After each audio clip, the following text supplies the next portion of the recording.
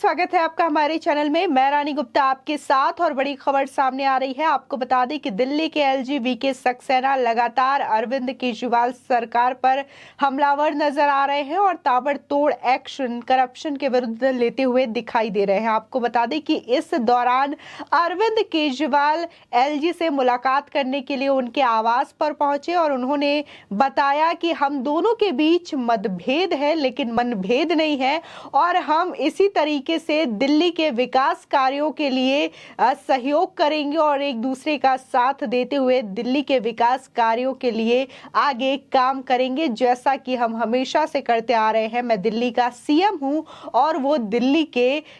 LG है, तो इस नाते हम दोनों के बीच मनभेद नहीं है। मतभेद अलग अलग राय हो सकती है, अलग अलग विचारों को लेकर के। और इसी के साथ ही उन्होंने कहा कि इस बैठक पे बिजली पानी को लेकर के चर्चा की गई। इसी के साथ ही आपको बता दें कि जब से अरविंद केजरीवाल का सिंगापुर यात्रा को लेकर के जो बड़ा खुलासा हुआ है बीजेपी नेताओं के द्वारा, चाहे फिर वो आदेश गुप्ता जो कि दिल्ली के प्रदेश अध्यक्ष हैं उनकी ओर से किया गया हो या फिर बीजेपी नेता मनजिंदर सिंह सिरसा के द्वारा किया गया हो, कि कैसे अरविंद केजरीवाल ने झूठ बोलने की कोशिश की और ये बताने की कोशिश की कि सिंगापुर हाई कमीशन ने उन्हें दिल्ली मॉडल देख करके वो ज्यादा खुश हुए थे और इसकी वजह से अरविंद केजरीवाल को इनविटेशन दिया गया था। ये झूठ दरअसल बेनकाब हुआ है अरविंद केजरीवाल का। अरविंद केजरीवाल को किसी भी तरीके से दिल्ली मॉडल देखने के लिए इनवाइट नहीं किया गया था, बल्कि वहां पर सूरत के मेयर समेत और भी राज्यों के मेयरों को इनवाइट किया गया था ताकि वो इस सिटी समिट में हिस्सा ले सके। लेकिन इसके बावजूद अरविंद केजरीवाल मुख्यमंत्री होते हुए भी मेयर बनने को उतारू थे और इस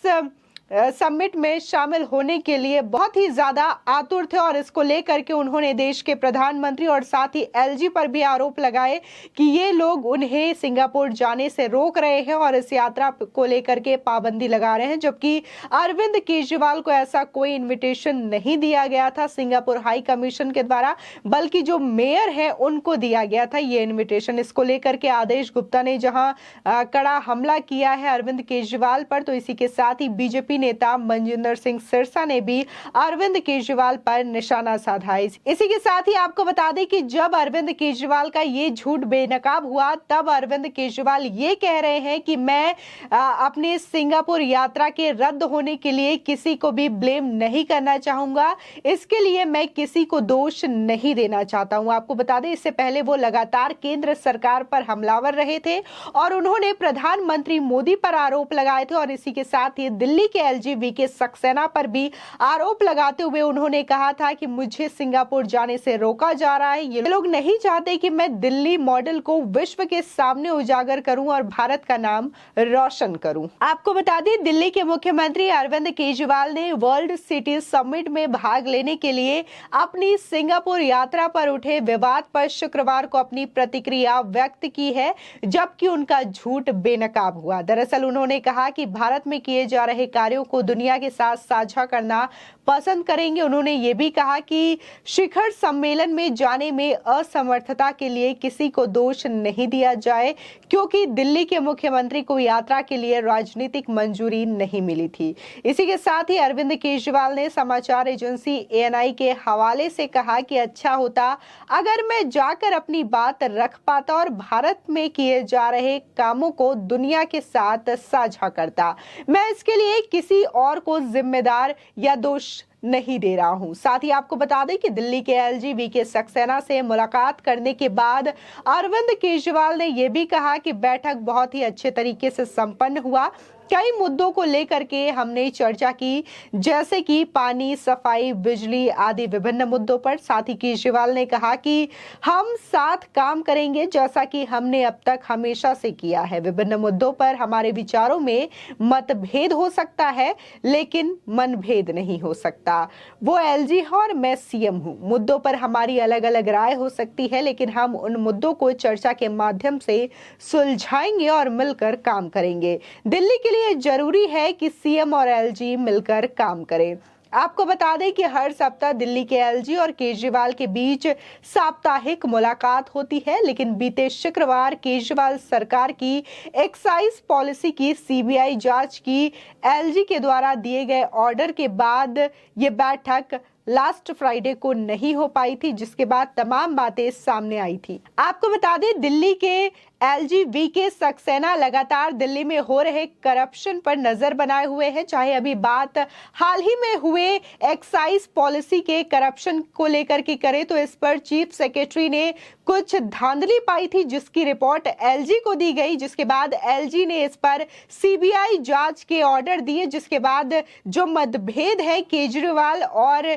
इसी के साथ ही एलजी इसकी तकरार और भी ज्यादा बढ़ने को दिखाई दी। इससे पहले ही उन्होंने एलजी ने दिल्ली में अरविंद केजरीवाल की जो सिंगापुर यात्रा है उसको कैंसिल कर दी थी और इसके बाद ये भी सच्चाई सामने आई कि कैसे केजरीवाल ने इसको मुख्यमंत्री का समिट बता करके वो मेयरों के समिट में शामिल होने के लिए उतारू थे। इसी के साथ ही जहां देखने को मिला कि जब से वीके सक्सेना ने अपना पद संभाला है वो लगातार या तो अधिकारियों को सस्पेंड कर रहे हैं दोषी पाए जाने के बाद, या फिर सख्त से सख्त कार्रवाई के आदेश देते हुए दिखाई दे रहे हैं और इससे लगातार दिल्ली में अरविंद केजरीवाल सरकार की पोल खुलती हुई भी दिखाई दे रही है। लेकिन इन सब के बीच अरविंद केजरीवाल जो है वो सोशल मीडिया पर भी लगातार ट्रोल होते रहते हैं। आपको बता दें कि आज ही जब वो एलजी से मिलने के लिए गए थे तो वो लग्जरी कार में बैठ करके एलजी से मुलाकात करने के लिए उनके आवास पर गए थे और जब ये वीडियो एएनआई के ट्विटर हैंडल पर आई तब तमाम लोगों ने लगातार अरविंद केजरीवाल को घेरना शुरू कर दिया, क्योंकि केजरीवाल खुद को आम आदमी कहते हैं और इसी के साथ ही वो ये कहते हैं कि हम आम आदमी की सरकार है और साथ ही वो ये जिस तरीके से बोलते हैं कि वो पुरानी गाड़ी पे अपने घूमते हैं, वैगनार कार में घूमते हैं, तो इसको लेकर के अरविंद केजरीवाल को लोगों ने ट्रोल करना शुरू कर दिया और लोग ये सवाल पूछते हुए नजर आए कि ये पहला आम आदमी है जो इतनी महंगी लग्जरी कार से घूमता हुआ नजर आता है। इसी के साथ ही कुछ लोगों ने ये भी कहा कि कहाँ है आपकी वो पुरानी वैगनार कार, नीली कार जिसका आप हमेशा हवाला देते हैं और ये कहते हैं कि आप आम आदमी हैं, आपकी जो सरकार है वो आम लोगों के लिए है, लेकिन आप इतनी महंगी कार में क्यों घूमते हैं और क्यों आप बार बार एग्जाम्पल देते हैं अपनी पुरानी वैगनार कार की और ये दिखाने की कोशिश करते हैं कि आप हमेशा आम जनता की सेवा करते हैं, जबकि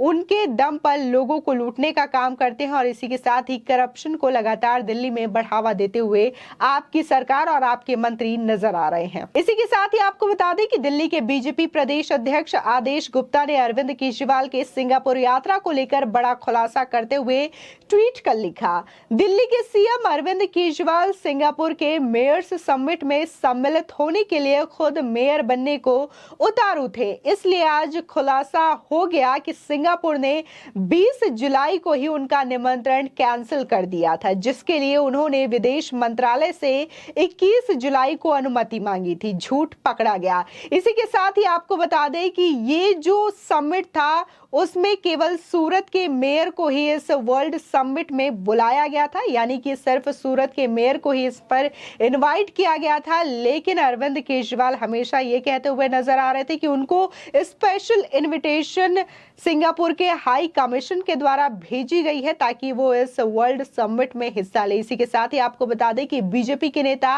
मनजिंदर सिंह सिरसा ने भी एक वीडियो क्लिप शेयर करते हुए अरविंद केजरीवाल पर जमकर निशाना साधा और उन्होंने कहा कि इनका जो इनविटेशन है वो 20 जुलाई को ही कैंसिल कर दिया गया था सिंगापुर हाई कमीशन के द्वारा। इसके बावजूद उन्होंने एक दिन बाद यानी कि 21 जुलाई को विदेश मंत्रालय में यह बताया कि सिंगापुर से उन्हें इनविटेशन आया है और उन्हें जाने की इजाजत दी जाए। लेकिन जब विदेश मंत्रालय ने इस बात की पड़ताल की तो ये बात झूठ निकली, जिसके बाद उन्हें वहां जाने से रोक लगा दिया गया, यानी कि उन्हें यह ऑर्डर नहीं दिया गया